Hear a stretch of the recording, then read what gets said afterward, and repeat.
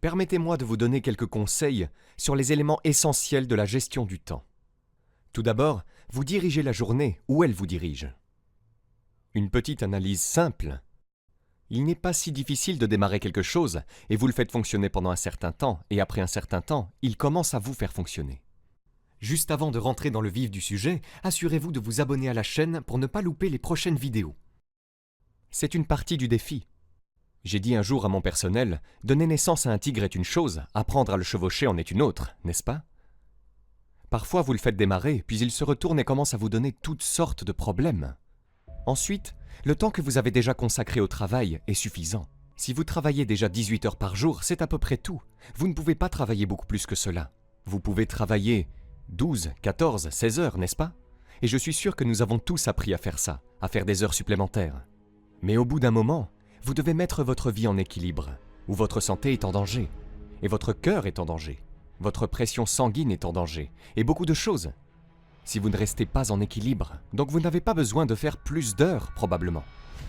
Tout ce que vous avez à faire, c'est de mieux utiliser vos heures. Un cliché que nous avons tous entendu, ce n'est pas le nombre d'heures que vous faites, c'est ce que vous faites des heures qui comptent.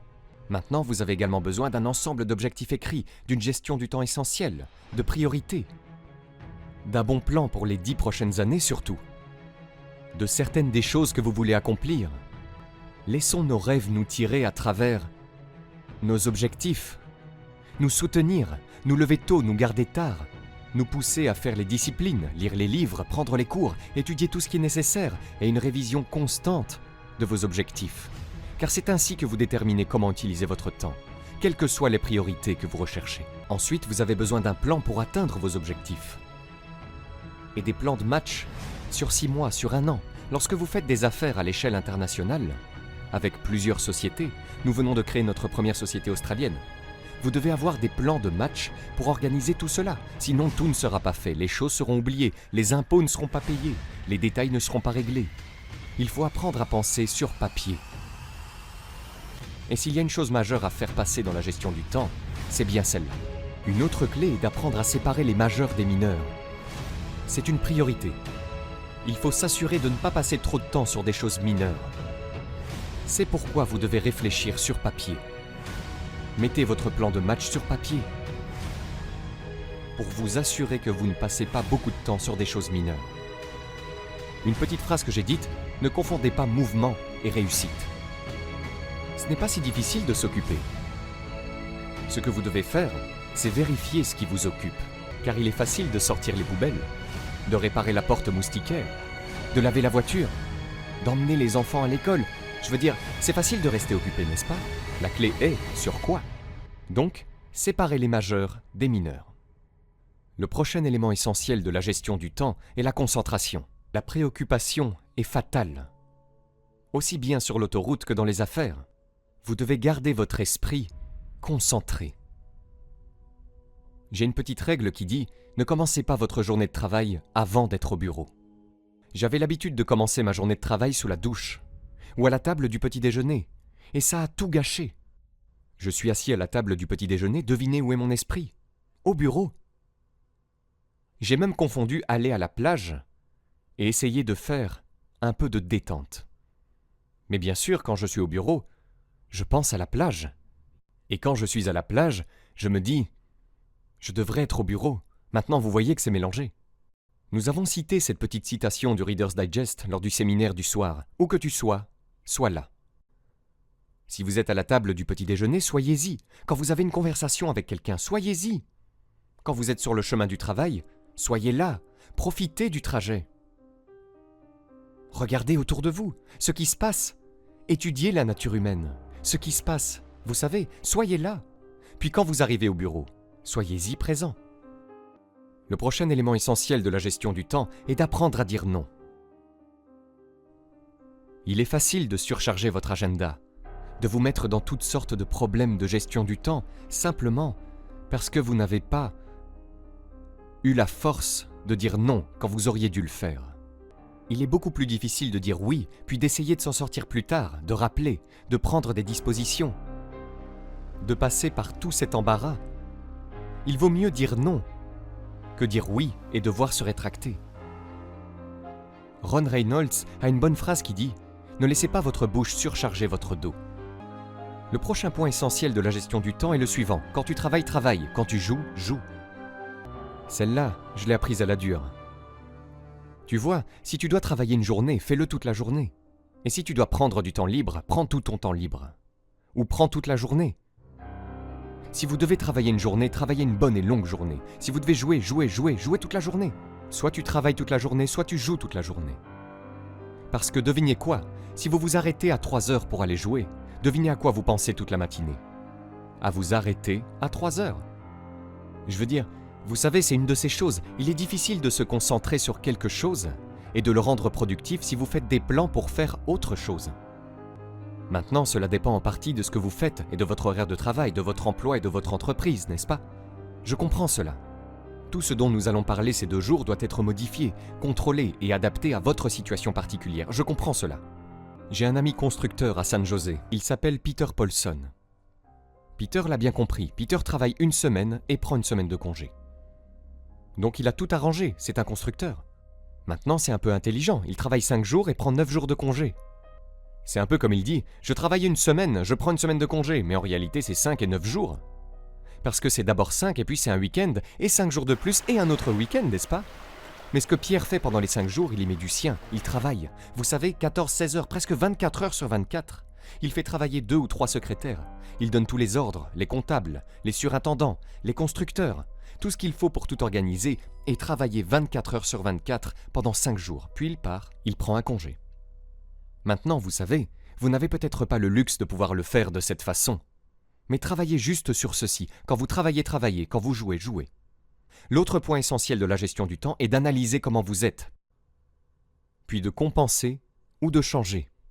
Parfois, vous pouvez rester comme vous êtes si vous prenez d'autres dispositions. Mon personnel a découvert que je suis un mauvais coursier. Ils m'ont dit « Monsieur Rohn, voici un chèque pour Jerry Haynes. Vous serez dans le Nord dans les 2 prochains jours. » J'ai dit « Oui, pas de problème, donnez-le-moi, je veillerai à ce qu'ils le reçoivent. » Devinez la prochaine fois que j'entends parler de ce chèque. Par mes nettoyeurs. Qui disent « Monsieur Rohn, on a trouvé ça. » C'est ça? Maintenant, je dis « Écoutez, je sais que j'ai merdé cette fois, mais vous savez, la prochaine fois, je m'en assurerai. » Vous voyez, mais ça ne marche pas, je ne suis pas doué pour ça. Alors on a une petite règle au bureau qui dit « Ne faites jamais une commission au président pour quelqu'un. » Vous savez, il peut bien parler, mais c'est un mauvais coursier. Ça n'arrivera pas. Donc tu dois juste analyser comment tu es et ensuite faire des compensations pour ça. Vous pouvez promettre de changer autant que vous voulez, mais si vous ne le faites pas, prenez d'autres dispositions. J'ai finalement trouvé quelqu'un pour m'aider à lire les états financiers et à m'occuper de beaucoup d'affaires et de questions d'entreprise que j'avais promis de faire moi-même, mais que je n'ai jamais réussi à faire. Et cela me coûtait terriblement cher pour le fisc et les impôts. Incroyable! Mais j'ai finalement trouvé quelqu'un pour s'en occuper. Donc si vous ne changez pas, si vous ne le faites pas même si vous vous le promettez année après année, prenez des dispositions pour que cela soit fait. Donc analysez comment vous êtes. Vous savez, si vous êtes doué pour la comptabilité, alors tenez votre livre comptable. Si vous ne l'êtes pas, ne continuez pas à faire des promesses.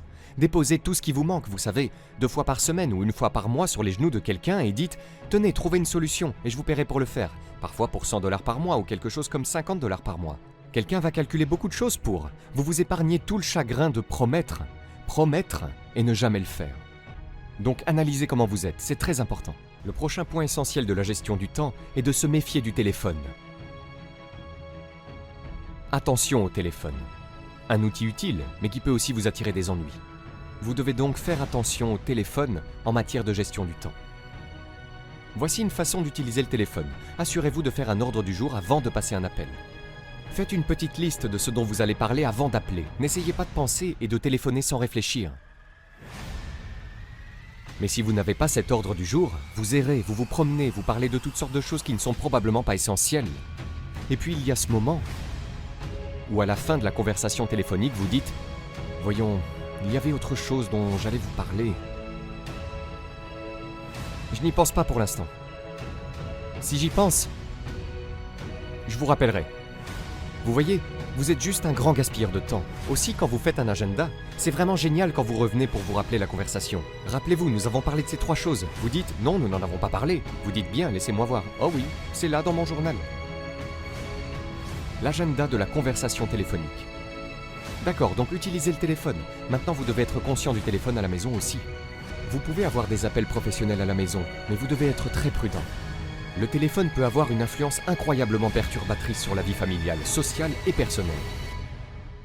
Apprenez donc à le réguler. Il y a des téléphones maintenant, vous pouvez simplement les éteindre de sorte que lorsque quelqu'un appelle, on dirait que vous n'êtes pas là. Vous savez, le téléphone sonne, mais vous ne l'entendez pas. Je peux laisser le téléphone sonner, mais certaines personnes ne peuvent pas faire ça, n'est-ce pas? J'ai eu des gens chez moi, mon téléphone sonne, je les vois dire « Vous ne répondez pas au téléphone ?» J'ai dit « Non, on déjeune ou autre. » « Alors tu dois répondre à ton téléphone ?» J'ai dit « Non, je dois pas. » Je lui ai fait répondre à mon téléphone. Ils disent « C'est pour toi. » J'ai dit « Bah j'imagine, oui. » Allez. L'essentiel suivant en matière de gestion du temps est d'avoir un certain temps pour résoudre les problèmes. On a trouvé ça utile, surtout dans le monde des affaires. On dit les problèmes après 15 heures. Il suffit de les mettre de côté. Maintenant, vous ne les ignorez pas, mais vous les mettez de côté dans un certain laps de temps. Tous les appels à problème, vous les rappelez après 15 heures et vous les passez en revue. Maintenant, en les mettant de côté jusque 3 heures, le problème arrive à 9 heures. Et vous dites « Hey, à 15 heures, Monsieur Ron va prendre le téléphone et passer tous ses appels à problème. Il rappellera toutes ses réponses. » Devinez ce qui se passe généralement entre 9 heures et 15 heures. Quelqu'un rappelle et dit « Hey, dites-lui de ne pas appeler, on a déjà tout arrangé. » Mais tu vois, si tu prends l'appel quand il arrive, bien sûr, maintenant tu dois passer du temps. Nous apprenons dans les formations de vente. Les gens posent tous des questions, posent des questions. Tu dis « Hey, garde ça pour la formation suivante, amène cette question à la session prochaine. » Vous apprenez juste ces trucs pour gagner du temps. Ainsi, vous n'avez pas à couvrir les mêmes choses avec chaque personne. Ok. La prochaine étape sur la gestion du temps est de lire tous les livres. Trouvez des idées sur la gestion du temps dans les livres. Il y a les livres de Bliss, McKay, Lacane. Parce que c'est là qu'on trouve les réponses. Parce que chacun a des situations sur mesure qui nécessitent des réponses différentes. Alors lisez-les tous. Tu sais, tout le monde a des trucs bizarres. Mais si tu es bizarre, fais des trucs bizarres, n'est-ce pas? Peu importe, lisez-les tous. L'essentiel suivant en matière de gestion du temps est d'être plus alerte. Une partie de la vigilance ne consiste pas seulement à savoir ce qui se passe, mais aussi à être attentif à toutes vos procédures actuelles. Vous avez peut-être des procédures anciennes, dépassées, des choses que vous faites depuis 5 ans, et qui vous prennent 10 heures au lieu d'une, n'est-ce pas? Vous pourriez les mettre sur ordinateur ou quelque chose que vous pourriez parcourir, parce qu'il est facile d'accumuler beaucoup de temps perdu, de mouvements perdus, en ne mettant pas à jour tout ce que vous faites. Vous savez, vous n'avez pas besoin d'utiliser la vieille machine. Vous n'avez plus besoin de l'utiliser. Les vieilles calculatrices, elles ont les trucs faciles et soignés, n'est-ce pas? Il suffit de passer en revue et de s'assurer que vous ne vous embourbez pas dans des trucs vieux et désuets qui vous font perdre beaucoup de temps. Et puis, soyez plus vigilants. Regardez ce qui se passe autour de vous. Dites « Hey, je vais de là à là, et ça prend trop de temps. » Dans la gestion des ventes, nous enseignons « Ne traversez pas la ville avant d'avoir traversé la rue. » Ont-ils entendu votre histoire de l'autre côté de la rue? Le gars dit « J'ai ce prospect show à 40 miles. » Ça ne vaut probablement pas le coup. C'est trop loin, vous savez. La distance est trop longue. Il suffit de raccourcir la distance. Donc soyez attentifs à ce genre de perte de temps. Le dernier point est de poser des questions. Quand vous êtes prêt à parler à quelqu'un, posez des questions. Cela pourrait vous faire gagner beaucoup de temps. Car il est facile de parler à quelqu'un pendant 1 heure, puis de découvrir que vous vous êtes trompé de sujet. Ou peut-être que vous parlez à la mauvaise personne. Dites « Qui êtes-vous ? Oh oui, John, j'avais oublié. » Vous parlez du problème de quelqu'un d'autre. Non, posez des questions. Alors vous pourrez entrer dans le vif du sujet. Et puis après avoir posé 2 ou 3 questions, posez-en 2 ou 3 autres. Parce que vous pouvez demander à quelqu'un « Hey, qu'est-ce qui va pas? Ça va pas bien, qu'est-ce qui va pas ?» Le gars répond « Eh bien, je ne semble pas pouvoir y arriver. » Et alors vous continuez « Voici comment tu devrais t'y prendre. » Et ainsi de suite. Alors que ce n'est pas vraiment le problème. La plupart des gens, au début, ne révèlent pas le vrai problème. Assurez-vous d'apprendre cela en management. La plupart des gens, au début, ne révèlent pas le vrai problème. Ils révèlent le problème de surface. Parfois, le vrai problème est le problème. Le type dit « J'ai des problèmes à la maison. » « Oh, c'est pour ça que tu ne sors pas. J'ai parlé de le frapper. » Alors que le vrai problème est que quelque chose ne va pas à la maison. Parlons de ça. Vous voyez juste quelques questions et vous vous épargnez 1 heure. Vous vous épargnez de parler trop longtemps des mauvaises choses juste en posant les questions. Si vous avez aimé cette vidéo, vous pouvez cliquer sur le bouton j'aime et vous abonner à la chaîne. Cela nous fera chaud au cœur.